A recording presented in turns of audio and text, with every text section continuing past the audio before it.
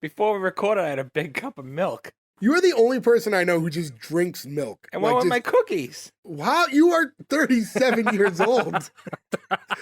You're just home eating milk and cookies like Santa Claus. Listen, man.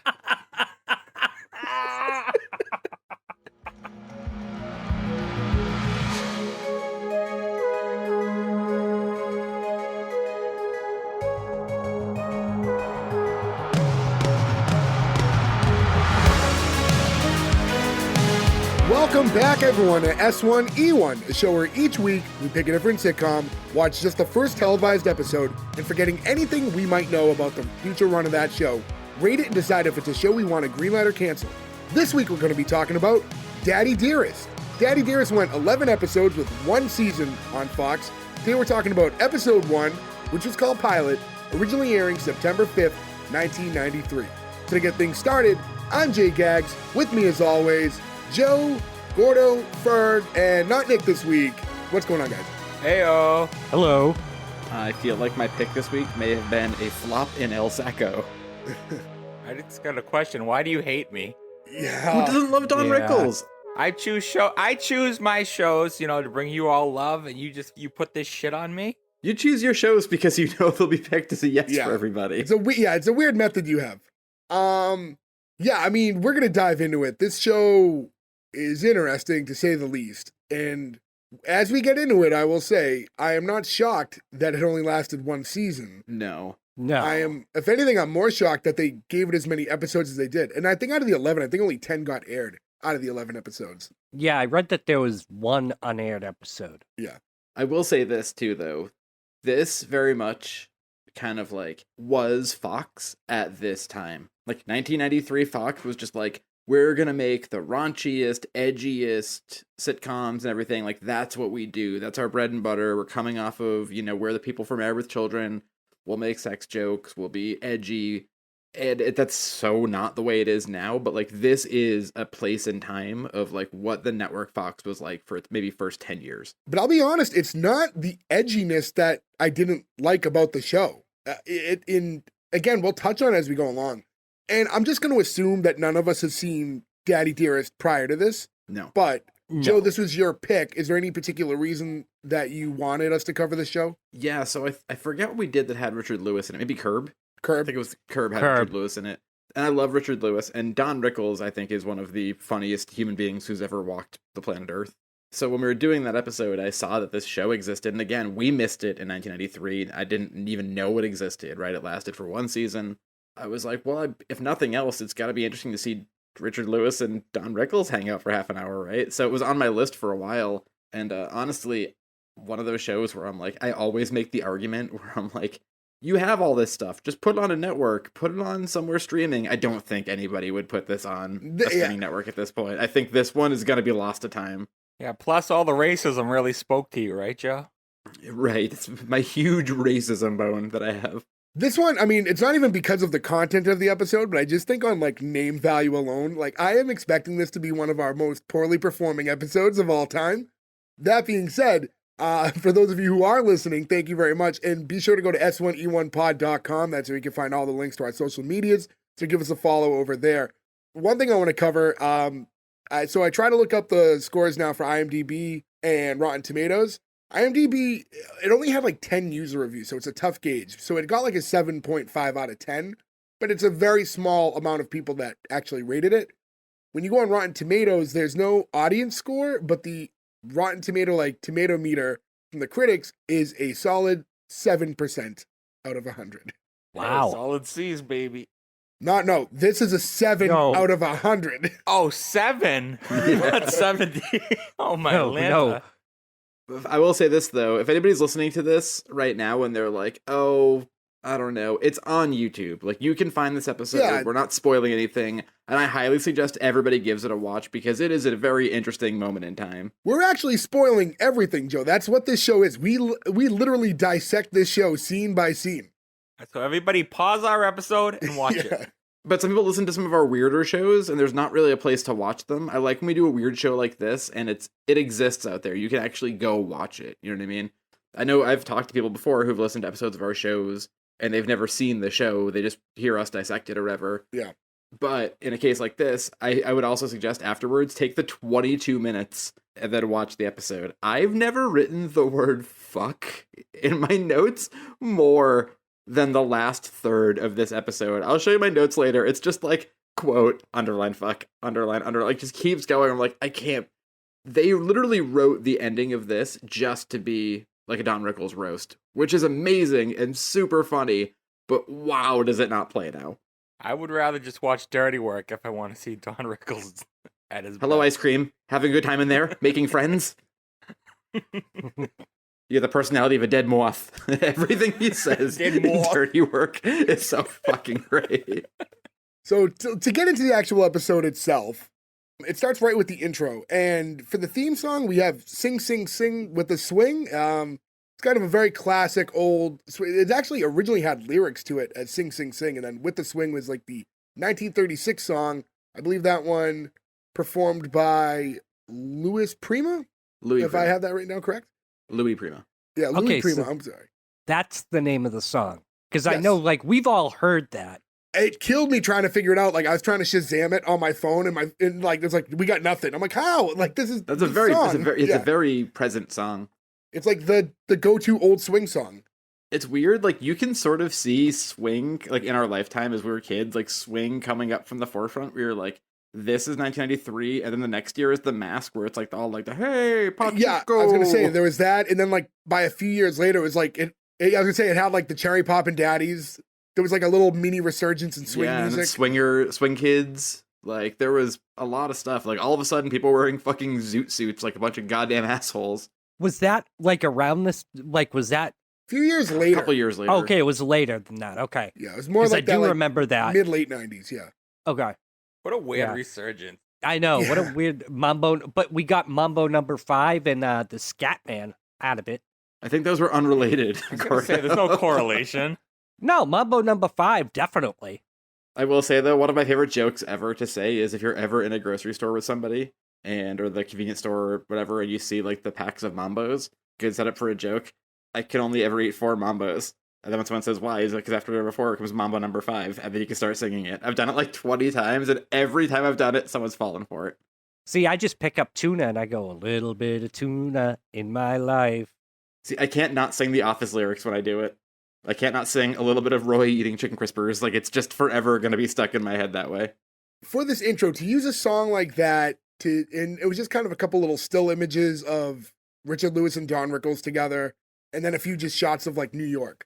Can I just say how weird that portrait is to just have this over I it? want a print of it so badly. Do you know how happy I was? The smile, I had like the Tim Curry when he reads Stolen Credit Card in Home Alone smile as soon as that picture of Don Rickles with his arm over Richard Lewis, and Richard Lewis has his head in his hands all sad. That's a very findable. I could send you the photo. I have it. Yeah, Joe, I'll autograph it to you from Don Rickles.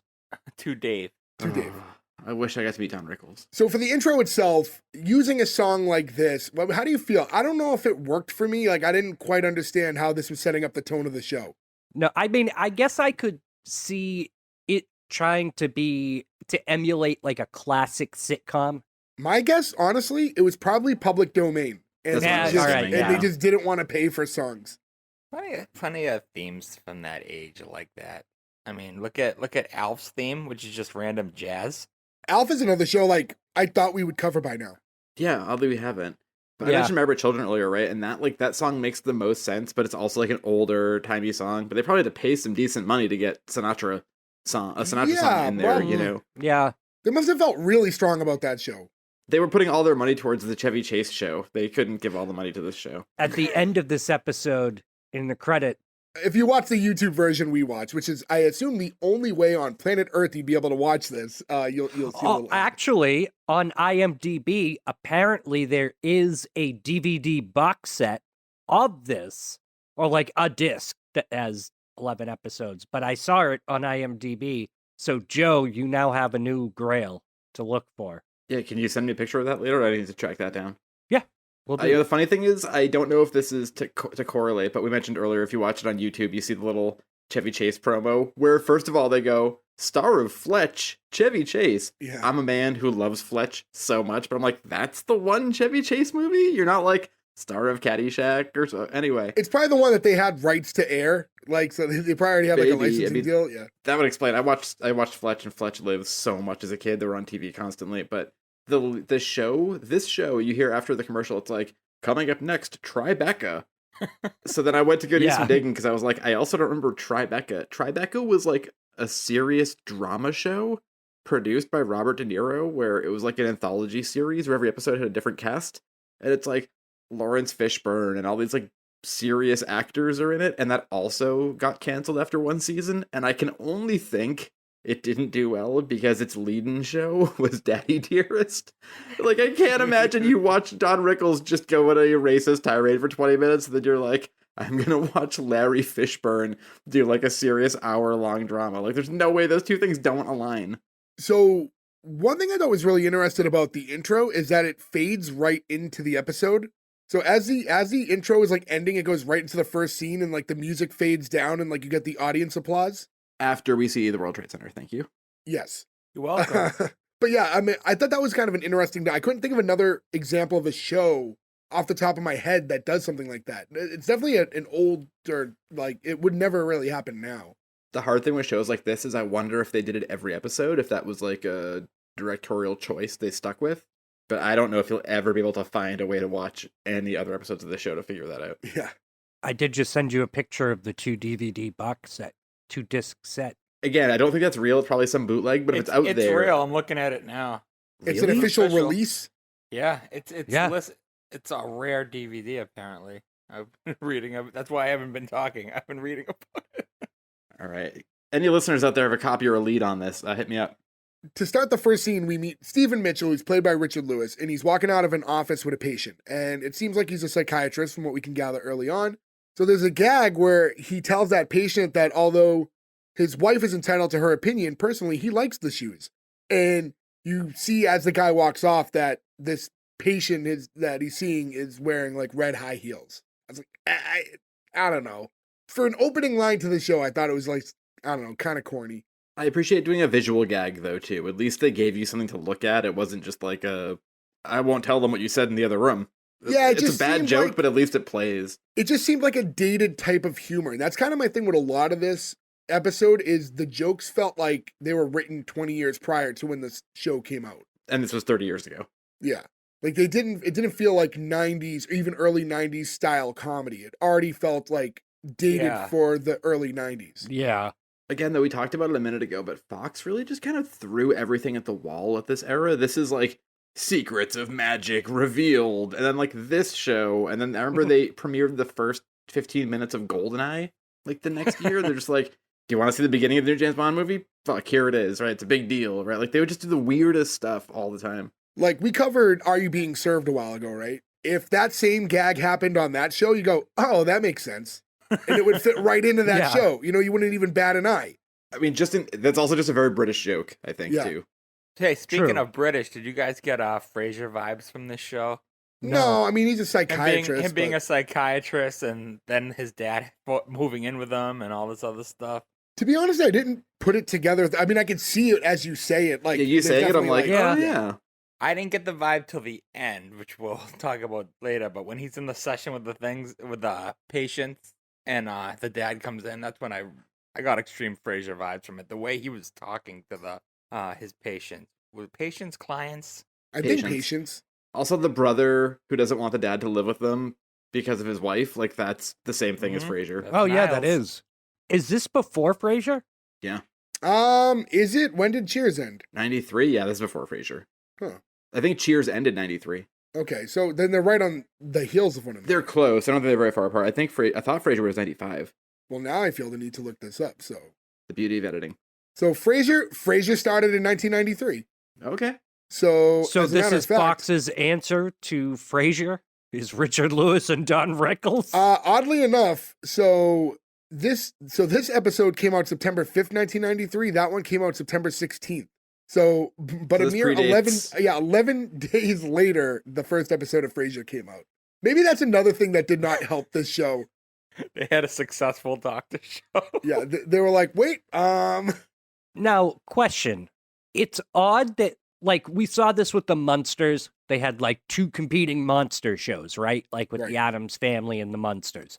Fox and I assume, I don't know who did Frasier, but I believe NBC, because Cheers NBC, I is believe, NBC. yeah. okay. So do you think that executives like go to like bars or parties and then talk about like, oh, this is a show we got coming up, and then the other network is like, well, we got a counter with our own psychiatrist comedy show of a guy that lives with his dad. Like, it just seems too coincidental. I'm sure there are. They hug in the bar. Jeff, you wearing a wire? There's definitely times where I think big projects get leaked and people try to beat the other one to the punch, but also there's just coincidence involved. You know what it could be too is maybe these pilots get made and they get pitched to different networks, and they're like, I like the idea, but I don't want to buy the show. I think too, like Richard Lewis's comedy was always so heavy, where he's like, "Oh, my psychiatrist is telling me right now. My psychiatrist said to me that, oh, my psychiatrist. So I'm sure someone, when they were figuring out like a vehicle to do for him, were like, "Oh, he's the guy who always talks about going to therapy. Let's make him the therapist, right?" Like, so I bet it was probably coincidental to like the same way that like Tim Allen talks about Tool stuff. We'll do a sitcom where he does this. That's probably what they were thinking, right? Like, we're making a sitcom around a comedian, and this is what he does in his act. So it seems like this patient was his last of the day before he's like heading out for the night. And as the guy leaves, he asks his secretary, hey, do I have any messages? And we find out he has multiple calls from each one of his parents. His mom and dad both called like 3 times each. And when the other psychiatrist that happens to work there that comes out, some girl, asks why he's avoiding his parents, he says that if I call them back, they'll have nothing to do tomorrow. That girl, the other psychiatrist, I feel like early on got the vibe that they're going to end up in a will they, won't they. I don't know if the show had enough time to breathe, but I kind of felt like he's supposed to eventually end up with this girl because she's kind of like grounded and it makes sense. And they're each other's work flirt. Not at all. You don't think She was in it for like 2 seconds. But it's the in pilot. this episode, yeah. Yeah, Frasier ended up with his producer, and she was in the pilot for like 5 minutes. Yeah. But I didn't get that vibe from Frasier either. So then you are not a good gauge of this. Yeah. So that's a 3-1 there, Gordy. So he tells her that he needs to run off. He has a date with the stewardess. Old term we don't use anymore, which I never quite understood why that became a dated term, but who am I, don't to get say? that either. I don't think it's dated as long as you use stewardess and steward. No, it's flight attendant across the board now. It's non-gender. I understand. I'm saying I understand why they do it. I don't think we need to bring that back. I'm just saying though, it's weird to me that people would always say like male flight attendant, or people say like male stewardess, right? Like it was like a joke. People didn't say like steward. Right, but even if it was a female and I was on a flight and I was like, excuse me, stewardess, like that doesn't, like, that you don't do that anymore. No. Also, any real person just like grovels, like, I'm so sorry, excuse me, hi. You know, like say what gender or what their name, you just like, excuse me, hi, I need help, I'm so sorry. You just I was going to say at the same time, I don't go, hey, flight attendant. Right. Excuse me. Like, Yeah. ding, ding. So he has this date and that other girl mentions right away that he's been divorced for only 6 months and he's already dating a stewardess, and what a cliche that is.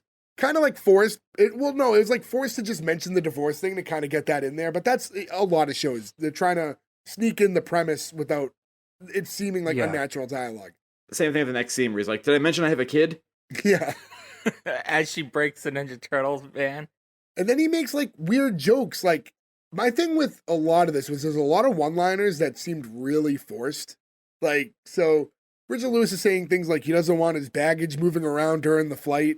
This did not play well. And then also she brings new meaning to my cab drive through the tunnel. Like That sounds like something I'd say. It's a joke about the Holland Tunnel. Yeah, like I just don't get any of these jokes. The joke is that in New York, there's a tunnel called the Holland Tunnel. So, but what's the funny, like, why is that funny? He's talking about going into her vagina. Cap is his Oh. dick. Oh, I was joking. That's really the joke. Yeah, that's really the joke. He's making a Holland Tunnel joke. He's making a joke about her vagina having sex with her. Well, that doesn't sound appealing. Love tunnel? That's like an expression from... Yeah, that's where he's going for. I'm not saying it works. I'm saying that's the joke, though. If you know what that tunnel is and you're familiar with New York geography and that she's Dutch... Is that the love tunnel? What did you think the love tunnel was? I didn't think it was in New York. There's a lot of vaginas in New York. I don't know what you're talking about right now. Goda's thinking of the Tunnel of Love. No, I know I am, but I thought Joe said that the Holland Tunnel was equated to the Tunnel of Love, so I was like, I didn't know if people in New York thought that tunnel was like the Tunnel of Love, and I was going to point out that that's kind of weird. No, it's because she's Dutch. It becomes. The The Dutch. expression "love tunnel" Is vagina. is vagina. Him saying her tunnel, the Holland Tunnel. I was saying that's it. Oh, it's a bad joke. Let's move on. Yeah, we can move on. Right. But Yeah, I was gonna say, can we get past this? I'm gonna say if that's the case, maybe we could have like the Sumner love tunnel. Yeah, impossible. I don't want anything to do with that. Well, in any event, the next scene is Steven and his date, and they're entering his house like post date, and they're both like moaning before they get to the door, or before they turn the lights on. And he's also moaning in like a faux Dutch accent. Yeah, like what the fuck was the noise he was making? He's doing Dutch. He's going like, yeah, yeah. We're just get canceled by the Dutch. We have Dutch listeners. I'm sorry. I do. wasn't trying to be bad. I'll just say that's a noise he's making. He's doing a fake faux Dutch accent. So as they step inside, Fergie mentioned he immediately steps on his son's turtle van and like tosses it. Was that the pizza throwing one, or was there a different turtle van? No, That's a that different wasn't the one. pizza This throwing one's one. later. I know when I was a kid, I wanted the pizza tossing one so bad, and my mom would not get it for me because they used to put out the most dangerous toys list every year before Christmas, and every Why I year it never was got on the moon list. shoes. Yeah, so every year Yeah. it was on the most dangerous toys list, so I never got to have the pizza launcher. I got the pizza launcher as a kid, and then I shot my dog with it, and my mother promptly took it away. And this from is me. why I didn't get to have one. Yeah. Yeah. I didn't have it either. I had the playset that was the sewer and then the street on top. It was like 2 levels and you can go down the manhole. I had the tent Okay. drone. It was Right, right. awesome. I had the blimp. Oh yeah. I remember the Oh, blue yeah. one too. I will say too, though, I did look it up. I was like, okay, reliving childhood. How much would it cost to buy one of these vans again? The party van. Usually the old toys like that sometimes are like bonkers expensive. If you just want one in like decent condition, like $50. Ninja Really? Turtle. They made so many Ninja Well, they Turtles. remade back almost then. everything recently, so there's a good chance that there's a lot of repro ones that like came out. They like redid all the old toy line. I want the pizza launcher again. That and though there was just so many of them. There's no rarity, so they're not hard to find. Yeah, you stumble across old Ninja Turtles at like thrift stores and stuff. All the Yeah, it's like the Goodwill and stuff all first the time. set. I think like the original turtles and stuff like go for a lot of money, like the first run of them. But then the explosion of them, there was so many. So yeah, like Ferg said, they just started mass producing every line after that. So I thought the only ones that are hard to find that are later are the ones from the third movie where they have like the weird spots on them. We don't talk about the third movie. Yeah, because nobody wanted them, so they didn't make a ton of them. The one that were there on time. Turtles Yes. in Time, yeah. AKA the Turtles movie that doesn't exist. I could have sworn I had the Raphael in the samurai outfit. You may have, I'm sure I had one or two, but like those ones that don't come up that often because they just didn't do well. That movie did terribly, right? Oh yeah, no, it didn't. Nobody wanted the Turtles in feudal Japan. That wasn't the fun of the Turtles. No, I wanted a movie like the Turtles in Time video game, which was awesome. That was a good video game. But also every Turtles movie continuing to this day has been diminishing returns. True. In the show though, I don't think they got the rights to say Turtles, because they just call it. First he calls it his son's truck, and then when he finds it broken later, he goes, "Dad, my new truck." Yeah, there's like a visual cue, like in case there's a kid watching, at which point I'm like, if you've got a kid watching, get them out of the room. They should not be watching this show. Yeah, true.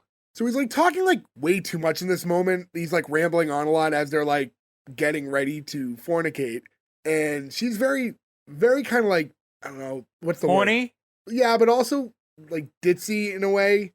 It's like, shut up and kiss me, Steven. I want you. Like she's like the most generic, void of personality like character. Why even go up to the bedroom if that's the case? Yeah, no one's home. Just go on Sure. the couch. Yeah. And when she takes off her coat and he's like, "Oh, you're gonna have me." Did he not come off Trumpish when he said that? I thought he sounded like the Donald when he said, "Oh, you're gonna have me." That literally does sound like I couldn't sleep last night, and I watched like every replay of every news show until like 4 a.m. and I fell back to sleep. And so I watched like all of the coverage of the current Trump trial, and it very much sounds like that. Where it's like she took off her shirt, and the room is like, "You're gonna have me." Like it's so fucking perfect. We're like, I don't know, it sounds right.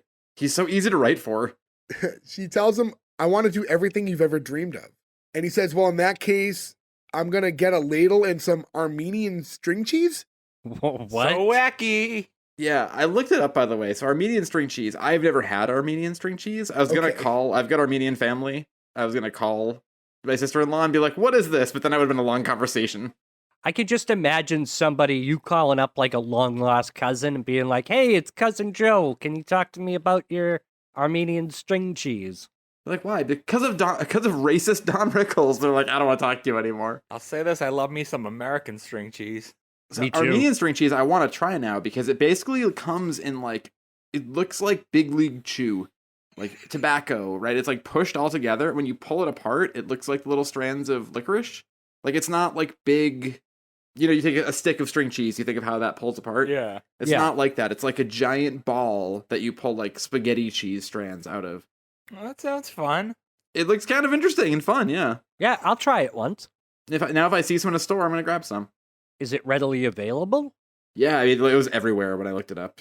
There was like So- reviews that were like Whole Foods, Trader Joe's, Hannaford. It's like every grocery store like had it. I go to Trader Joe's all the time. I never see Armenian. I have a Whole string Foods cheese right by there. my house. I never see it there. We'll have to keep an eye out moving forward. There is a huge Armenian part of Boston too. Is it maybe in Brighton? I forget where, but there's a section that's very Armenian heavy. It has some, like, Belmont. Armenian stores in it. It's probably in the Belmont is. where? Belmont. Is it Belmont? Yeah, I think it is Belmont. Yeah. My old boss was Armenian, and that's the only reason I would know that. In any event, string cheese aside, he then runs upstairs, and we get to his bedroom, and we're in, like, it lights out. Now we see the bedroom. They're going into the door. He tells her to be gentle because the last time he was with a woman, he was getting nutrients through an umbilical cord. I laughed really hard at that, though. I love the idea of the last time I was with the woman I was in the womb. I literally laughed out loud at that joke. I love Richard Lewis's humor. It's just too much. It just, there's no setup. It's like they'll just say anything, and then he's just like, here's a wacky one-liner, and it's, I don't know, it was just way too much of that. But then we get Steven's dad, Al, played by Don Rickles, sit up and screams at them because he's trying to get some sleep. This is basically if you're trying to make a sitcom of Don't Wake Daddy, this is what the opening scene of that sitcom would be. Don't wake Rickles. And Steven has no idea why he's there, and he's telling him to leave. Meanwhile, the stewardess is trying to go home because of the sudden turn of events, and Al screams, "Look at the size of those things!" And we, my friends, are off to the races for the rest of this episode. Don Rickles wakes up. He don't wake daddy's me. He mentions the Dutch girl's boobs and get ready for the next 20 minutes because it is a roller coaster. She was not even that chesty. No, they're not. No. She didn't have big tits. I looked. I just love the dichotomy of how Jay says it and how Ferg says it. I'm consciously like, how do I say this in a delicate way? Don't worry, man. I'm here to make you look good. Thank you. I will say the actress who plays Ingrid, though, we will probably see again. She is on a show we've talked about a number of times that we'll eventually cover for sure. She's one of the main teachers on USA High. Oh, okay. We've talked about USA High. It's come up. I wouldn't say like a lot of times, but it's A couple definitely come times. up. Yeah. Well, Joe made it seem like we mention it every week. It's not Bob Hart Abishola. She's not on my Abishola. I'm Abishola. I'm your new teacher at USA High. They do the reboot. Shut up and take my money. Yeah, seriously. Networks, where are you? Get us in the writer's room. So, anyways, there's a lot of chaos going on and yelling back and forth, but ultimately this girl runs out and she's leaving. Steven tries to like chase after her for a second, but he stops in his hallway upstairs, proclaiming that he's had the condom ready since Thanksgiving. Again, I say, huh? Like, I don't. Jokes are just so forced. All of them. They're trying too hard. Also, why didn't they just go bang in another room? That's what I'm saying. Like, Well, I think the dad kind of made him out of sex mode. You know what I mean? Yeah, that went, the penis went down. But I will say, you know why that joke really doesn't work? You can't give yourself an arbitrary time joke when you don't know the time you're in. Right? Because this could be the day after Thanksgiving for all we Right, we have no Yeah. idea when it is. So if you were like, it's Christmas, and you were like, I was saving that condom since Thanksgiving, you'd be like, okay, it's been a month. He hasn't had sex in a month. That's not that long. Doesn't work. But we have no idea when it is. You're not outside at all in this show? I mean, if we're going by original air date, then we're talking 10 months, but he's only been single for 6 months. So, like, yeah, I don't think it doesn't really work. That said, though, getting divorced, end of a relationship, probably not having much sexual relations towards the end of that. Al says that it's probably for the best because she looks like she was a screamer. And we find out in this conversation that Al was thrown out of the house for making a bad investment and lost all their retirement money. And now the house is also being foreclosed on. And Steven's like, well, why didn't you come to me? He's like, I did. I'm here. It's like, well, yeah, not now, beforehand maybe. So Steven asks his dad if he told his brother, but apparently Al didn't want to bother him. The brother's name's Larry. We meet him later on. And he says that this is what Steven gets paid for anyways. During the conversation, Steven's eye is starting to twitch. I think the idea that he's stuck with his dad right now and it's getting to him. I don't think we needed that level of physical humor here. I thought that was the most subtle joke that's happened so far. Is the Yeah. eye twitch. And he tells his dad that he's calling his mom and that they're going to work all of this out in the morning. Al says that the last time he saw her, she was outside on the lawn tearing a rabbit apart with her teeth. What does that even mean? She's like a beast. Yeah, she's a dog. It's a lot of, again, it's a line and then a joke, and then a line and then a joke. It's all like set up to punch, set up to punch. So Al runs upstairs. Again, he tells Steven that he's sleeping in his room and that Steven can sleep in the room with the cowboys or whatever in it. Steven says, okay, but don't scratch any of your body parts while you're in there. And then Al just makes some like weird gesture on the stairs, like, like, what is this? Why is He does that a couple times, like random gestures in like the background, and I'm just like, they make me Yes. laugh, but they also make me roll my eyes. Yeah, both. They're funny. I mean, I'm dying as we're watching this. I will say, everything Don Rickles does like just tickles me. I think he's so fucking funny. he's funny. It's just a lot of these jokes, if you make it a little less raunchy, like the style of dialogue is like set up for the 60s. Like it doesn't feel like a 90s show. Like you're just ready for it to be like, why I oughta. I think he does that at the end. I mean, the big thing, I don't know if anybody here is like a big Don Rickles fan and ever like heard his Me? records or like watched any of his like full stats. You have, Fergs, you know. Yeah. I've seen The it. thing- Yeah. The thing he's always done though, his whole way of getting away with it was I make fun of everybody equally, including myself and people just like me. That's what that last scene of this is, where he comes in, he goes on for everybody. You know what I mean? Like that's what Don Rickles always did. Yeah. But it just doesn't work now. You know what I mean? Like you can appreciate it and be like, I get why this is funny and I understand the time, but it also plays very differently now. I listened to an interview recently with Jay Leno where he was talking about how like they had to cut out segments of Don Rickles on The Tonight Show towards the end of his life because they were like, this just isn't gonna play. Like we get that he's just doing his jokes that he always did and he doesn't mean it, but like times have changed. Can you imagine? He'd be miserable in today's world. Miserable. Oh, Don yeah. Rickles couldn't, he couldn't come out and do. But then again, you do a show. You I get a think job comed- for South Park. Yeah, I mean, you can be a comedian who does stuff like that. I mean, he would always do residencies at like casinos and stuff, and you know who you're gonna go see when you see Don Rickles. It's not like, you know. Was he big with the Dean Martin roasts? Yes. Or was that a little bit before his Yeah, time? no. No, he that was- was like exactly his time, yeah. That was his bread and butter. That's where I remember seeing him a lot. Yeah, like the biggest thing for Don Rickles would be he did all the Dean Martin roasts, and he was one of the big guest hosts for the Tonight Show. It's like, Johnny Carson Okay. would take a week off, so like the big guest hosts were like him and God, what's her name, Joan Rivers. Like those were the big ones who'd always be Oh, on because they're okay. funny and they're quick and they know everybody and they can, you know, keep the crowd entertained. And then CPO Sharky, which is definitely a show we'll do someday, but I'll space it out so we don't double up on Don Rickles, which is a pretty funny late 70s show where he's like the commander in the Navy. Yeah, can you give us like a month or so to get some listeners back? Funny like this funny or actual funny? Joe's face says it all. And for those of you just listening, he's just stone-faced. I will say, here's a little behind the scenes stuff. So when we all make our picks, you know, we all kind of like, there's a lot that goes into it sometimes. Essentially, we all just kind of pick the shows we want. Sometimes I'll look at the landscape before I make my pick to kind of fit so we can have all diverse shows.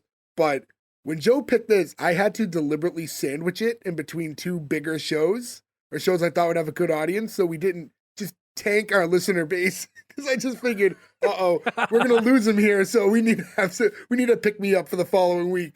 I'm not gonna disclose next week's episode yet, just in case something changes. But Just know it's big. Come back, please. Yeah.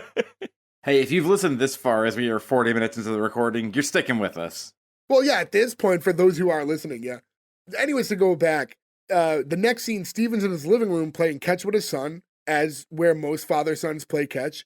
The kid finds his turtle van. It's like, Daddy, look what happened to my truck.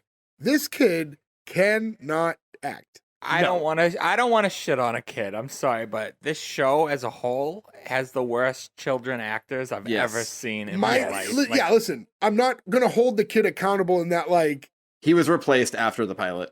was he really? Was Good. it? Okay, that makes sense. All I could think the whole time, I'm like, this kid auditioned, and other kids also went to the audition, and they picked this kid. We now know how the pilot got greenlit. It's like the producer's son. He has 3 acting roles total all this year. It's 2 Oh, TV 93. shows. I thought you meant 2020. Me too. I thought he meant now. Oh, no. He stopped acting. He acted 3 times total, all in 1993. This episode, an episode of something else, and then a very minor role in a made-for-TV movie, and then done. I would love to know where this kid is now, because he's like probably our age, a little younger than us. 93? No, he's probably right. Yeah, he's probably right around our age. What's his name? Jonathan Gibby. Jonathan Gibby. Okay, we should try and find him and get him on the show. I like how Gordo acted like he was going to do something with that information. He's like, okay, now I know his name. All You want to right. get him on the show after we shit on him? No, I mean, we can have him on and talk about what it's like to work with Don Rickles. We don't have to just shit on the kid. Jonathan, at what point in your life did you realize that you weren't an actor? Exactly. When I got fired from my 3rd job. Listen, he could be listening to our show, and he could be like, "This is It's my time possible. to shine." Maybe his parents pulled him from the show after Don Rickles called him a dummy broad, and he was like, all right, that's it. We're not letting this fly anymore. I could just see him being like, "I haven't heard the name Daddy Dearest in forever." Except for when he's in he's in the psychiatrist's office. So Al walks in and asks the two how they want their hamburgers. And Steven tells him that we don't eat beef, and then reminds his son about the story he told him about the sad cow. After Al storms off, Steven asks his son about his sleepover at Brett's house. And he's like, oh, I had fun, but I wish mom still lived here like how Brett's mom does. Very So unnatural. forced. Like, it just didn't make sense. How was your sleepover? I wish mom lived here. Okay. All right. Did you have fun with your friends? How was work yesterday? I wish mom lived here. Like, wait, what? Yeah, I don't know. I don't think it's phenomenal writing. It's like they No. were writing to be able to do like jokes for Don Rickles and Richard Lewis, and then everything else was just like, I don't know. Let's just get to the jokes. Well, they already had the joke at the beginning when it explained that he's recently divorced. So this wasn't needed, but the reason for this was to point out that he's recently divorced. I think the joke not the joke. I think the line works, though, because then later, when you get the button on the end of the episode, when the burgers come up again, you get the callback to this, too. Because he's like, are you going to leave like mommy did? And he's like, no, I'm not going to leave. Like, I think it actually makes sense. I think it's better writing than you think it is because it is planting a seed. I don't think it's better writing than I think So it is. set it up better. Don't just have him say Yeah. it out of the blue. I agree with you there, but I don't think there's a reason for it at least, right? But because there's a payoff doesn't make it good writing now. That's all I'm No, saying. I didn't say it was good writing. I said better writing than you're giving it credit for. It's I still would bad actually writing. argue, I mean, that line at the end, I think would be more impactful if he didn't say it beforehand. Because then you find out for the first time that it's a fear of his. Well, the burger thing has to stay, though. Also, it pisses me off that he's forcing his ideals on his son, making him a vegetarian. Just saying. I don't think we know that he's a vegetarian. We just know I they don't think eat he Yeah, just red that's the, doesn't meat. eat beef. that's the cow story. It's because Yeah. he's a vegetarian. Does he say he's a vegetarian? He doesn't use the word, but why would they worry about, the cow getting killed? Some people don't eat red meat. Because beef is a major drain on resources. He could be like just not eating red meat. He might eat chicken and everything else. I think the impression we're supposed to get, though, when 1983 is they don't eat meat as a whole. Oh, see, I didn't think about it enough to figure out Yeah. what level he was at. That's how I took it. I was more mad that he was making hamburgers and not cheeseburgers. Who the fuck eats a hamburger? My son, he doesn't like cheeseburgers, but he loves My sister, hamburgers. same thing. It always weirds me out when we're grilling. It's like, make one without cheese. Yep. Do they like cheese in general? Yeah, he just doesn't like cheeseburgers. He'll eat it if he has to, but usually pulls the cheese off. But Okay. I have to order him a hamburger wherever we go. I don't know. I just think that that's weird that he's making hamburgers and not like one hamburger, like a couple of cheeseburgers. I don't know. It just I'm sounds, reading you know into why? it too much. Because this episode was written in the 50s or 60s, and back then they just said hamburger all the time. Yeah, you said like a hamburger with cheese. Yeah, oh, Maybe Richard yeah. Lewis didn't have any cheese. yeah. I mean, that's true too. Oh, Ferg, goddamn. maybe he's not a vegetarian. Maybe he's a vegan. He's not a vegan. I don't think he's a vegan. There's no cheese in this house. He can't make cheeseburgers. That said, though, there wouldn't be beef either. So Don Rickles went to the store to buy the burgers. He probably would have bought cheese. So this is what the kid asks his dad, did your parents ever get a divorce? It's like, you know your grandparents, right? Like one of them's literally in the house right now. So you're like, why do you need to ask this? Yeah, what a stupid question. Dumb You kid. idiot kid.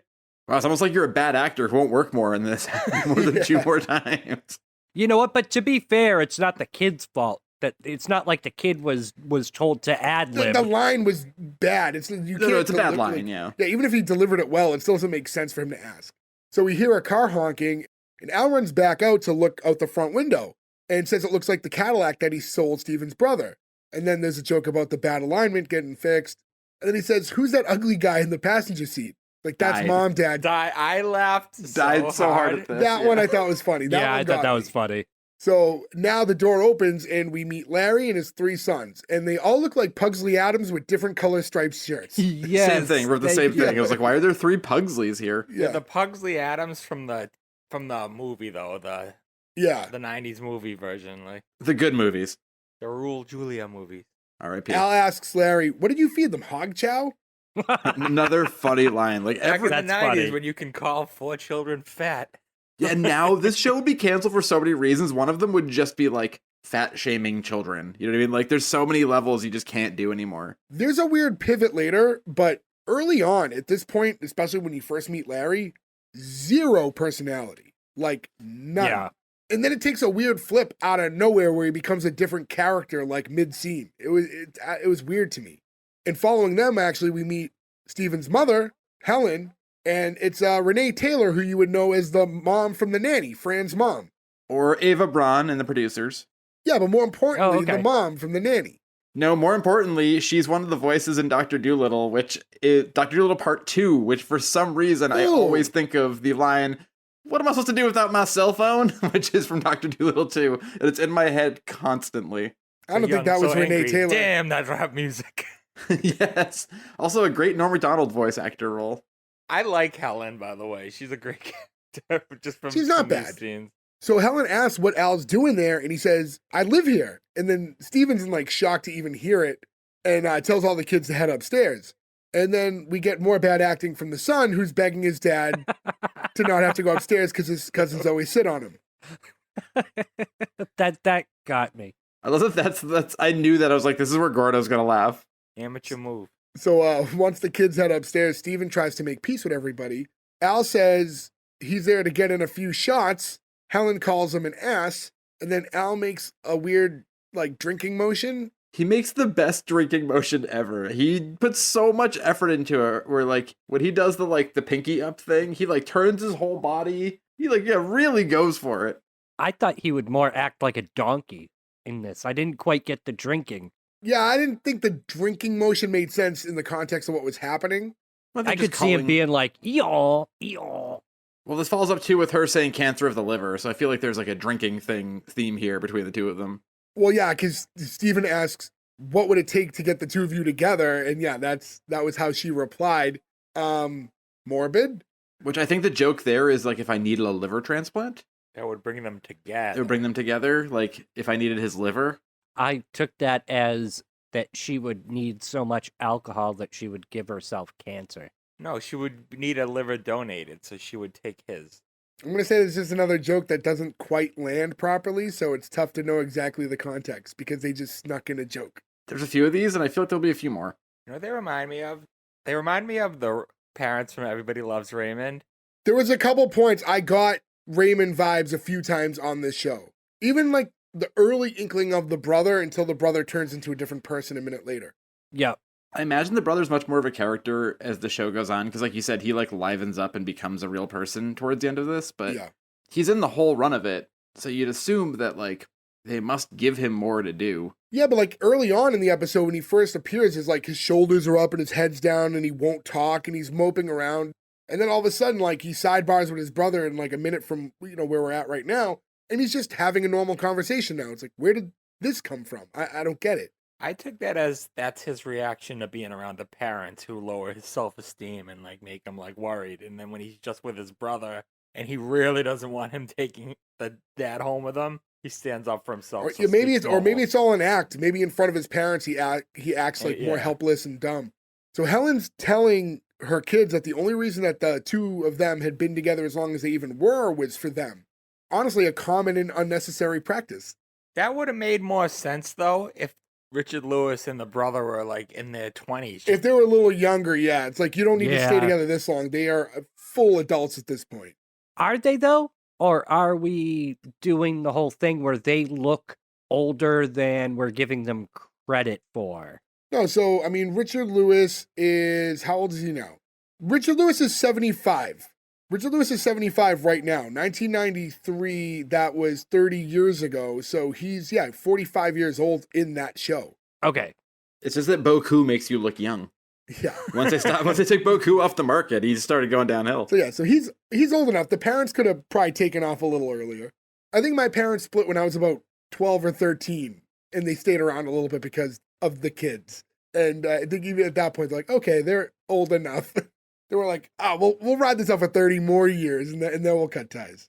I guess a time like that too, though, where it's like if you're thinking about it in like the 70s and 80s, and like she's a little older, like harder getting a job. Like I feel like there was like a weird fear for some breakups back then more than others because people felt like they like wouldn't be able to start over the same way. So people like Yeah. stuck it out longer because they were like afraid of the unknown more than Right. like it's an easier path now to be like, let's just get different jobs and move away and get our own places and like we'll figure it out, which was like in our lifetime. That age, that time, she was probably just a housewife. So she probably, like, if they did split up, she didn't have a job to go back to or anything like that. Yeah, she's 60 here in real life. And as cold as Al's been towards her since like the moment he saw her, he does like apologize for what he did, not in like a sincere way, but kind of like, all right, I'm sorry. He's like, what do you want me to do? Rob a bank? And Helen's like, no, it's not about the money. It's like, I finally want to be free and experience life. I want to have multiple orgasms. Yeah, they lost me Ah. here. Joe, were you excited at this point? I'm not as disgusted as you guys are, but no, I was not excited, but I'm not offended by it like you guys all made grimace No, I face. wasn't offended. I wasn't grossed out. It was just more forced. It felt forced again. It does Yeah. feel forced, yeah. And if I was Steven, I would kick my mom out of my fucking house at this moment. Be like, get the fuck out of here. We are not going to talk like this in my home. She lost me with the O spot thing. But he's a psychiatrist, and that's why it works well, because as a psychiatrist, he's going to listen to everybody and all the stuff they say and not judge, push them out. So when you write a character who plays that job, same thing with Frasier, right? You can have all this insanity going on around him where typically they would push people away, but their natural instinct is to like listen and try to help. So you can kind of put these characters in different situations because it's more realistic that they would stay and listen than if he was like, I'm a truck driver or whatever, you know? When she mentions that she didn't even know she had an O spot until she was 58, is that a G spot? I always knew of the G spot. Is there also an O spot? I think the Am I- G spot and the O spot are the same thing. I think O spot just means orgasm spot. Okay. It makes you go, oh, oh, oh. Oh, Show her oh. O face. She said when she yelled at a lady on the bus had to tell me. I thought that was funny too. She is a Yeah. good actress. Yeah. She's great. And that would have only been 2 years before this, because that's when she would have been, Yeah, the nanny's like soon after. She says, is good sex before I drop dead too much to ask for? And Al's like, why don't you drop dead and we'll find out? Again, there are lines that I think are funny. That one got me. You know why? Because that was a joke with proper setup. Yeah. Unlike Yes. every Yeah. other joke. Yeah, that was setup, delivery, perfect. And then again, because it's joke after joke, Steven's now like, well, there goes my sex life. So I guess I might as well become a priest. And his dad's like, oh, that's not a bad idea. I heard they've been getting a lot of action lately.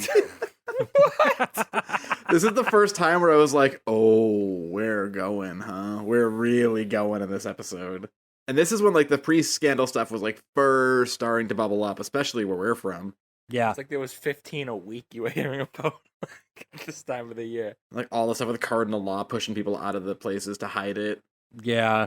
I Not a hate that I fun don't believe in an topic. afterlife because I really want cardinal law to be getting a pineapple shoved up his ass like Hitler every single day. And I hate that's not a real thing in my brain. We'll find out eventually. All you gotta do is believe. I mean, I will believe for that. Don't play Hitler's harmonica. It's Hitler's harmonica.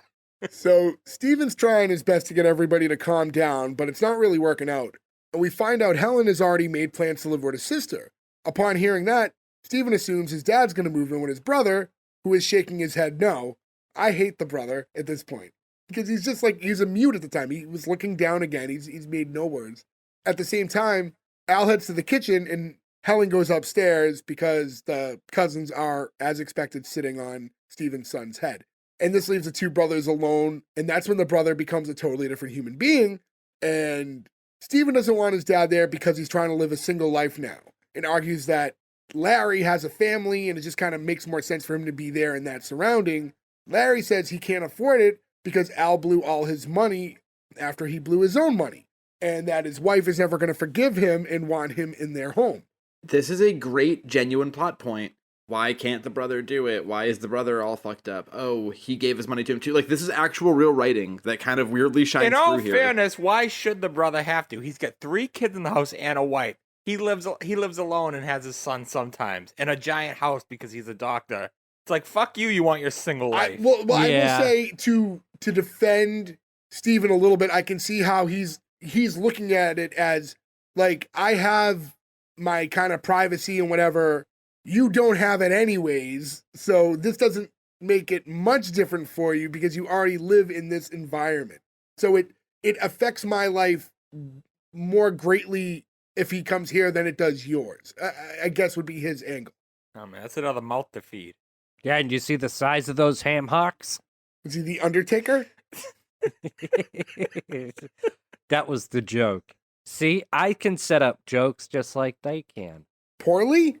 Yes. All we did was talk about how poor the deliveries are in these jokes. Like, look at me, just as good as them. Still got it.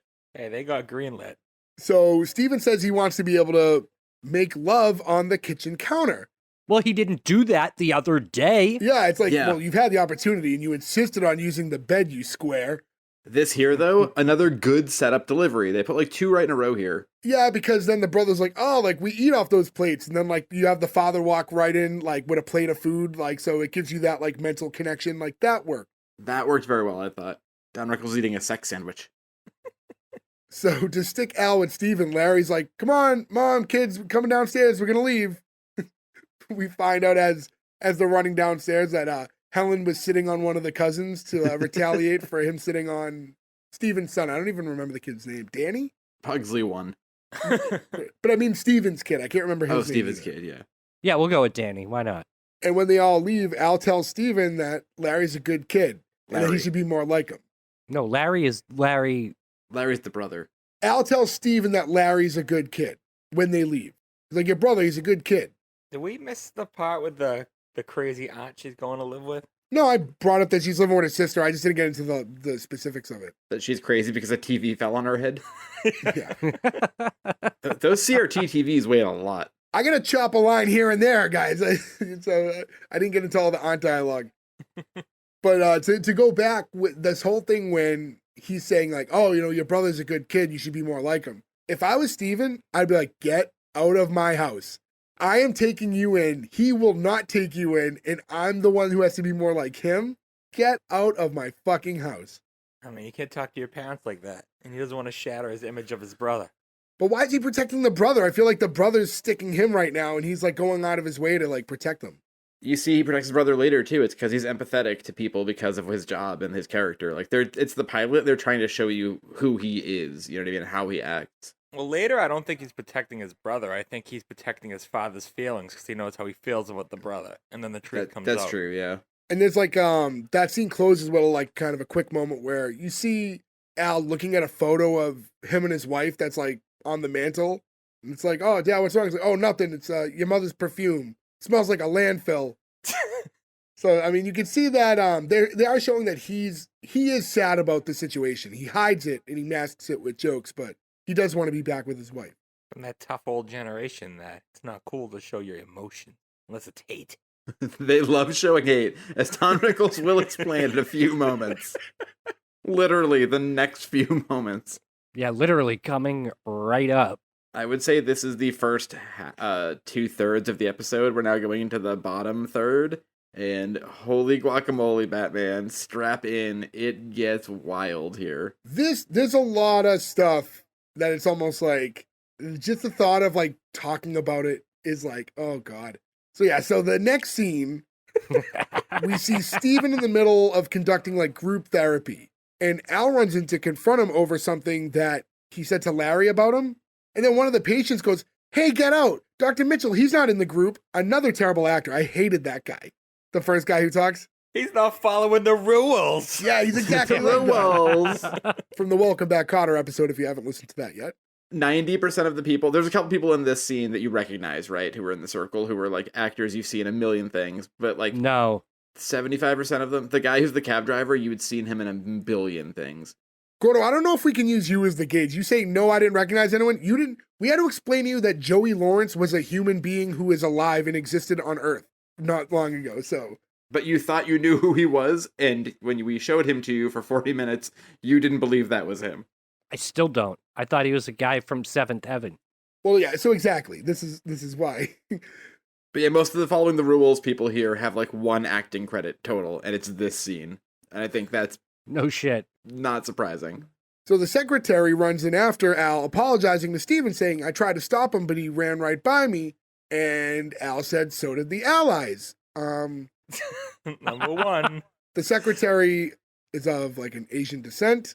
We're assuming Japanese by the comment, By the comment, but he's but he's racist, so he misses on one of these later on too. So And by future comments, she could also be Chinese. yes, one dude in the audience fucking lost it at that joke. Yep. You can hear him you hear him going like, "Oh my God," he couldn't believe it. there's a couple people in this too who laugh after the joke still, where like a couple beats have gone on and you hear the silent like trying to hold the chuckle but they can't help it sort of thing. It's like you hear like like they're trying to like press it back down. Like Don Rickles comes out and just destroys. This is basically just him doing a roast, right? Like this is him obliterating a room in Vegas. This is why they gave him the show, so that he could just unfettered do shit like this. This scene specifically was set up for him to just fucking unload on people. I guarantee you that every single episode has a scene like this in it with Don Rickles. Well, if someone buys the box set DVD, I guess we could find out for sure. I'm on it. Steven tries to excuse himself from the group for a moment so he can talk to his father. But one of the women in the group remind him that, you always tell us that you should express your emotions as they happen. Maybe seeing you do it would be helpful to everybody. And the gentleman next to her adds, it would certainly help me. Al cuts him off by saying, "Mind your own business, Aladdin. By the way, 7-Eleven called and your camels are blocking the aisle." No! Later on, he tells him that his falafels are burning.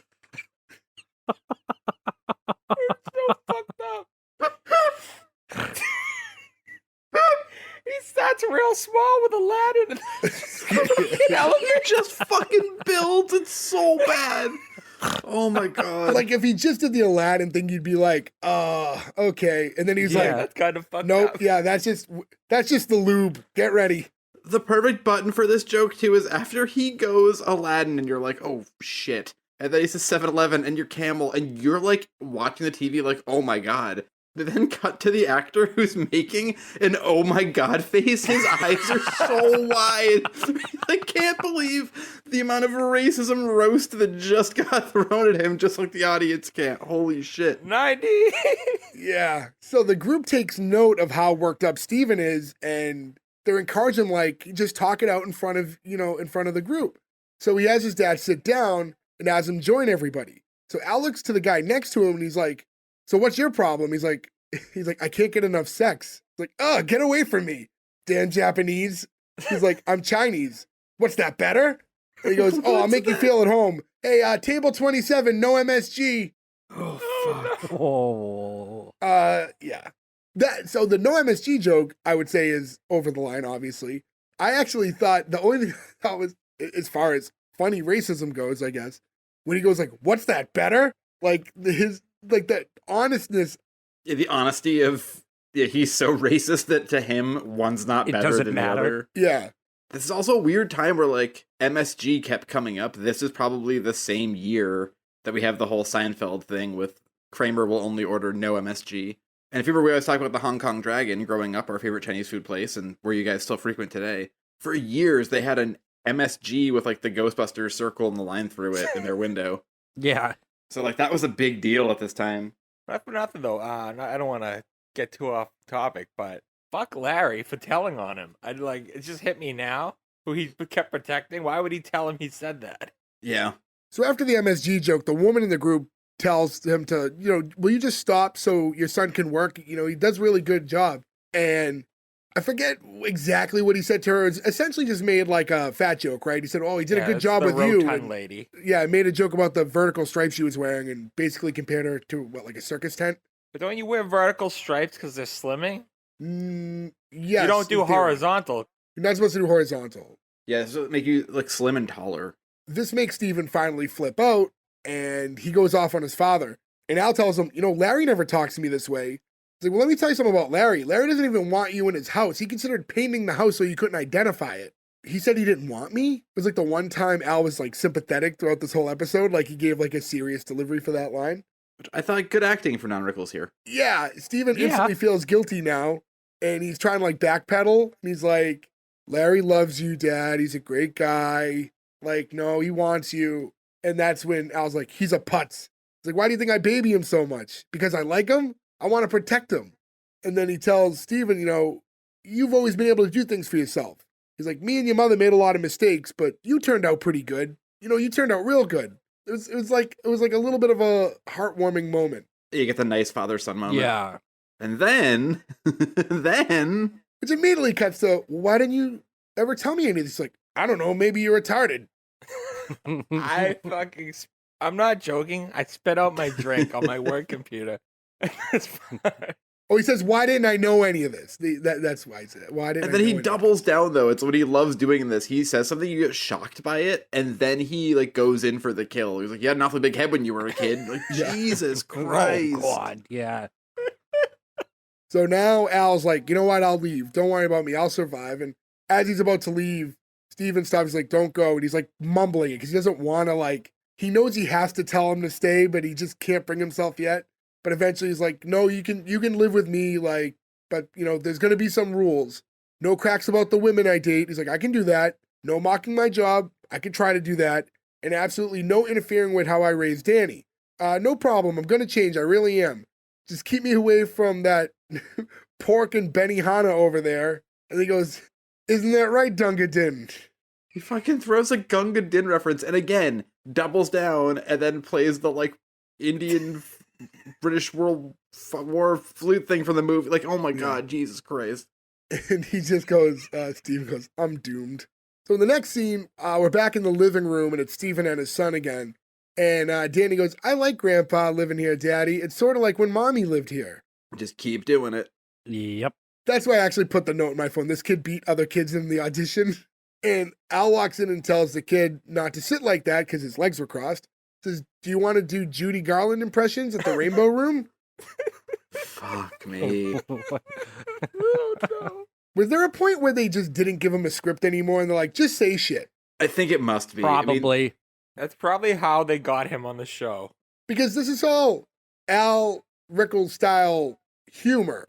Like, it's not... these are all Don Al Rickles Rickles. jokes. Yeah, Al Rickles. Yeah. Al Rickles. Combine the character. He's Al, yeah, no, but it's all Don Rickles style jokes. It's not, like, I don't think this is the voice of whatever writer, so they definitely like... And then Don Rickles says some Don Rickles shit. No, there's no way. Yeah, I'm sure they gave Don Rickles and Richard Lewis, like, outlines for these scenes, and they were just like, Don's just gonna go off and you react to it, and we'll keep the ones that work. Like, that has to be how this went. There's like there's no contract. I'll do your stupid pilot, but I get to do my act. Right, because it's not like Don Rickles ever needed the money. He always was working, you know what I mean? Like, it's not like he had to do this to stay relevant. And we're like 2 years away from him making all that big Toy Story money. Truth. So also when he came out, he had some burgers on him.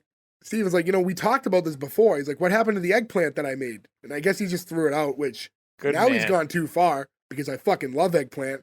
As Ferg and I have noted on this show plenty of times, eggplant is a Disgusting. bastard plant.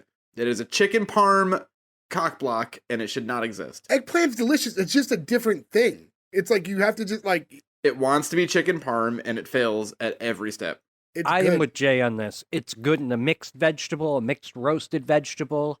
as eggplant parm is good on its own. I've bought many eggplant parm subs. Terrible. Beef chicken parm would be nothing. Right. And I love vegetables. Do you not like veal parm? Is veal parm No, I something you don't have a like problem veal I with? don't like veal parm either. Well, then you fucked up because veal parm's really good too. Chicken parm is the only Yeah. parm, Ferg. You and I know. That's right, baby. You guys need to open up your horizons and try to parm different things. You guys are living in this one lane of parm. You can parm whatever you want. I mean, I'd say there's probably like limits to it. If like, not that it would be bad, but if I came over and you're like, hey guys, I made beef parmesan, I'd be like, huh? Like that, it'd be a little weird. But if you made, if you made some beef cutlets and tossed some cheese and sauce on it, I'm sure it'd be delicious. No, the only other parm I'll do is an Arnold Palmer, An Arnie Parmy? Arnie Palmy. Which would not taste good as a beverage with the chicken parm. No. You'd have to go lemonade heavy. You would no. That's gross. You not like lemonade? I do, but not with my chicken parm. I mean, you don't dunk it. Like, Gordo has very sensitive teeth that he has Yeah. to dunk his parms before he chews them. Oh, that sounds so refreshing right now. yeah. I want an Arnie Palmy now. I'm drinking the Polar Seltzer Raspberry Limoncello. We talked about this, I think, off air a couple weeks ago, so having one at the moment. I have the strawberry lemonade right now that I'm drinking. And every time I take a sip of it, I get a little confused because strawberry shouldn't be spicy. It's very confusing. Gordo's drinking a coffee that it looks like he bought 8 hours ago. Before we recorded, I had a big cup of milk. Yeah, I'm drinking a Dunks, dude. You are the only person I know who just drinks milk. And what with my cookies? Wow, you are 37 years old. You're just home eating milk and cookies like Santa Claus. Listen, man. I'm sorry. Go eat your fucking eggplant parmesan. I'll enjoy my delicious cookies and milk. Live your life, Ferg. I'm on your side. You legitimately, an adult man, for dinner tonight had milk and cookies. Fucking I had Santa raviolis Claus. for dinner. Okay, that was dessert. Judge your limoncello. It's good. It's seltzer. So Danny takes a bite of the burger. He goes, "These are great, Grandpa." He's like, "Of course they are. Your father used to love them when he was your age." What happened to the sad little cow? Steven's trying to remind his son so he doesn't want to eat the burger. Grandpa said the little cow's a wuss, and then all the other cows beat the milk out of him. Beat the milk out of him into Ferg's glass. And he's like, don't worry, he doesn't even know what that means. And that's when you guys brought up before, Danny says to his grandfather, "You're not going to get sick of us and leave us like mommy, are you?" And Al says, "Nope, I'm going to be staying here forever and ever." And then Steven, at the realization of that, grabs a burger and has a bite because he's given up on life. I thought a good ending. Seeing Richard Lewis grab the burger, I thought was kind of a good. It has a strong ending, yeah. That was fine. I did the kid again, just because like the delivery. You're not gonna get sick and leave us like mommy, are you? It was really tough. He takes I me out of think it. in this one instance, it was on purpose. Yeah. Nope, because that's his only way of delivering any line. But again, though, it's the pilot, and they replaced him. So and we see that a Right. lot in shows that we cover, right? More recently, that with a lot of shit we've been covering. I mean, DJ and Roseanne, that's a real weird pilot. Oh yeah. All of the cast of Blossom. Yeah, the majority of Blossom. The acting was okay in Blossom. I think the older brother was a little weird. These are all episodes you can go back and listen to. We've covered Roseanne, Blossom. We've covered over 100 different shows. So you can go and check those out. So if you're new to us, go and check those out. For all you Daddy Dearest fans who are finding us for the first time, who haven't listened to any other episodes, please go back. And please reach out to me, because obviously if you're a Daddy Dearest fan, you've got good taste, good style, and we should be friends. And if you're any of the Daddy Dearest fans on Earth, if any of you have ever bought that box DVD, can you just rip it and put it on YouTube or Daily Motion so there's a better quality in existence somewhere? Yeah, or like send us discs or something. I'll pay for shipping. Did you check Daily Motion? I don't recall, to be honest with you. So, yeah, but that's the whole episode. Not a lot story-wise. It's pretty cut and dry. It's classic sitcom, really basic, kind of in and out. Just kind of the origin story. Not much to it. Parents break up. He's living with his son now. Quick little work scene, and then we kind of go home. I would say anything else to add on. There's not a lot of notes on this show, like even if you try to look it up, so I don't really know what you guys would have. Yeah, not much. Just 1 year, one and done. I mean, again, everybody did, for the most part, in this show, right? Like, you've got The Nanny after this. Richard Lewis has always been very successful. I want to say either this year or the next year. Robin Hood Men in Tights comes out. Rickles is always going to be working. R.I.P., and again, Toy Story and all that stuff came out. So he always had a pretty big career. Is this Richard Lewis's first sitcom? No, I think there's an 80s one too, when they were giving like every comedian a sitcom. I'd have to double check on that, but I think he did one more before this. I wouldn't be shocked if he'd done one before. Like I said, he was 45 at the time of this show, so Okay. I would assume he already had like a nice little run up until then. Okay, I didn't know if this is like the first time that they're fully giving him one or if he like maybe did a couple of guest spots here and there on previous ones.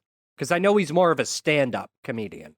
This too, though, is still in the first few years. I mean, like, we're less than 10 years into Fox as a network, their whole run. So a lot of people who did stuff on the major networks like CBS, ABC, NBC in the 80s and 70s Oh, here we go. went for like a second life on Fox because it was a different place. So looking it up now, he starred in a show called Anything But Love with Jamie Lee Curtis. Add it to the list. It ran for 56 episodes. Oh, wow. So, it had a Wow. decent run. Kind of What year is surprising I that? never even... 89 and 92. Oh my God. Oh, what's it called again? I'm adding it to my list. Anything But Love. Kind of surprised that I never even heard of that, considering it had like a bit of a run. It was also in Hiller and Diller. Well, there's a lot of like one episodes he did. Like he did 7 episodes of a show called Harry. I don't know much about that. Isn't Harry the show with Harry Anderson after Night Court? Oh, Harry and the Hendersons. He was Harry. Top cast is Matt Craven, who played Bobby Kratz, and Alan Arkin. Nope. It only went for 7 episodes. I feel like Harry Anderson had a show that was also called Harry maybe later in the 90s after Night Court. He was on something called Anything But Love. That's not what you're talking about, right? That's the one That's with, what I brought up earlier. Jamie Lee Curtis. Okay, yeah. 4 seasons. Crazy. Is that a sitcom? We'll find out. I mean, it must be. I assume so, but we'll look This into is it. 1989 sitcom, 4 seasons. Okay, so on the list. Oh, it's on the list now. No. Yeah. Well, that one went 4 seasons. And that's Jamie Lee Curtis in like a sitcom role, which would be interesting to see. But I didn't know she did any television. Yeah, Me too. that's why I'm a little surprised. I'm not Mean Girl. She was Jess's mom in New Girl. It's the only other time I remember her being on TV. Yeah, but that's like in the world where now it's acceptable for film actors to be in television again. That's true. You're not considered a failure if you go back to TV now. Right. Yeah, it's totally changed. So yeah, I mean, guys, I think we pretty much captured the whole episode. We kind of breezed right through it. Like I said, pretty cut and dry, classic sitcom. So not much left to do other than the green light or cancel. I'm going to remind everyone Nick's not here. So if we find ourselves in a tie situation, go to our Instagram, S1E1 pod. And at some point later in the week, we'll put up a graphic that'll have everyone's vote so you'll know officially. But the 4 of us will vote right now. So I'm going to go in the order I see you in. Joe, you're first. Yeah, so I picked this just with no knowledge of it except for the cast, right? And I love classic sitcoms that follow the classic sitcom formula. This has some problems in it. There are some problems in shows we've done before that are probably worse than this. And obviously they changed some of the issues, right? Like changing the son out to an actor probably was a little bit better. I would assume. Hopefully we'll find out if we can ever find other episodes. But it's basically just Richard Lewis and Don Rickles get to play around. You couldn't do it now. It's a different time scenario. But I laughed so genuinely hard at so many things in this. I enjoyed every second of it. This is a very easy green light for me. Gordo. Yeah, it didn't have good writing, but the acting, I feel, I'm like really torn because, like Joe, I laughed knowing what time frame this is in, right? But is that enough for it to carry over to make me want to see another episode? That's where I'm torn on. This was funny, but I don't know. Not knowing anything about the future run of the show, I can't imagine it's any different or the writing gets kind of any better. I'm gonna soft cancel it. Like really soft. I did laugh at the end, but it's just gonna be it's gonna be a very soft cancel. It's just right on the line, just over the line for me. Ferg. Well, unlike Joe, I don't like racism, so I'm gonna have to give it the cancel. How dare you, sir? How dare you? It took a really long time to remember it. It didn't quite tick. I was like, what did he say about me? Oh, hey! No, but I honestly feel with a better writing team, this show could have got the green light. Replace the kid, a few other changes, but the writing is so bad. I don't blame Don Rickles doing Don Rickles things.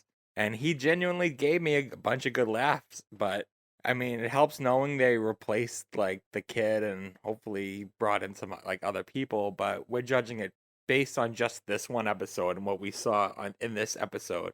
So based on that, I mean, it's got a good cast and stuff, but the writing is just atrocious. There's no setup for any joke. It's just, rapid fire, see what sticks, and that doesn't work in a sitcom setting. You need a setup for a joke to work. So unfortunately, I'm sorry, Don, up there in heaven or down there in hell, but gotta cancel you, bud. Yeah, so I'm going with the majority here. This is a cancel for me. This is not even a very soft cancel. It's a lot of the sentiment Ferg shared, I agree with, and it's just all these jokes. Anything I did laugh at in the episode was just like the shock of like a dirty joke, and there was no good context to it. Like I thought the writing was really poor. I thought there wasn't great acting across the board. Like Don Rickles was funny just being Don Rickles, and Richard Lewis's character wasn't that great. I didn't like the son at all. Helen was good in the 10 seconds she's in it. I hate the brother. So like there's just not enough meat on the bone. It was like a shitty Everybody Loves Raymond. It was like if you combine Frasier with Everybody Loves Raymond and somehow it made a bad show. So overall, yeah, I thought a lot of the things Don Rickles said was funny, but I just thought as a whole this episode was kind of trash. So I'm canceling it, and that's 3 out of 4 cancels. So regardless of Nick's vote, sorry to Daddy Dearest, but we agree with your network and Rotten Tomatoes, and we do not think that this is a quality show. Sorry, you are canceled, but you have Joe. If I have to guess, Nick is going to cancel it too, and my record of the highest statistic of the one person who passes his show when everybody else cancels it, those stats just keep growing. In any event, yeah, again, sorry, Daddy Dearest. That's the end of the road for you. So I want to remind you guys one more time, go to s1e1pod.com. That's where you can find all the links to our social medias, where you can follow us, where you can listen to us, rate, review, subscribe, do all that fun stuff on all different platforms. We love talking to you guys. Hit us up. We love interacting with you guys, so, keep chatting away, and we get back to you guys when we can. We love the suggestions you guys give us for shows. We've definitely done a few of them. So in any event, thanks for listening. We'll catch you again next week for a show hopefully better than this one. Hey. Thank you, guys. Good night. I think we got the best ugly guy in the passenger seat.